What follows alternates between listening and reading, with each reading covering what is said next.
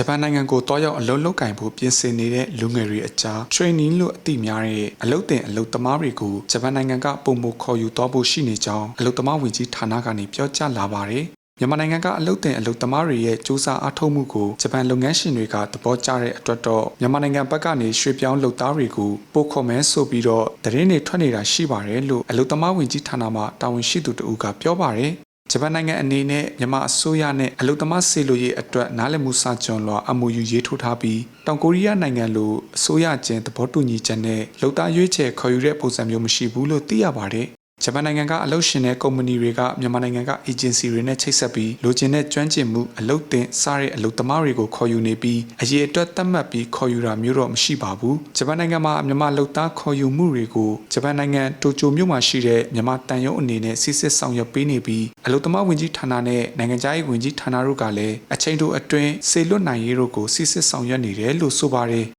ဂျပန်နိုင်ငံမှာနိုင်ငံခြားသားအလုပ်သမားဥယေကပထမဆုံးအကြိမ်ဖြစ်2တန်းကျော်ကိုရောက်ရှိပြီးစံချိန်တင်ခဲ့ပေမဲ့အလုပ်သမားမလုံလောက်တဲ့ပြဿနာကိုရင်ဆိုင်နေရဆဲပါပြည်ပလုပ်သားတွေထဲမှာ25.3%က BNN နိုင်ငံသားတွေဖြစ်ပြီး19.4%ကတရုတ်နိုင်ငံသားတွေဖြစ်က17.1%ကဖိလစ်ပိုင်နိုင်ငံသားတွေဖြစ်ပါတယ်အင်ဒိုနီးရှားမြန်မာနဲ့နီပေါအပါအဝင်အခြားအာရှနိုင်ငံတွေကအလုပ်သမားတွေလည်း2023ခုနှစ်မှာပုံများလာခဲ့ကအထူးသဖြင့်ကျွမ်းကျင်အလုပ်သမားမဟုတ်တဲ့အမျိုးအစားတွေဖြစ်တယ်လို့သိရှိရကြောင်းပါခင်ဗျာ။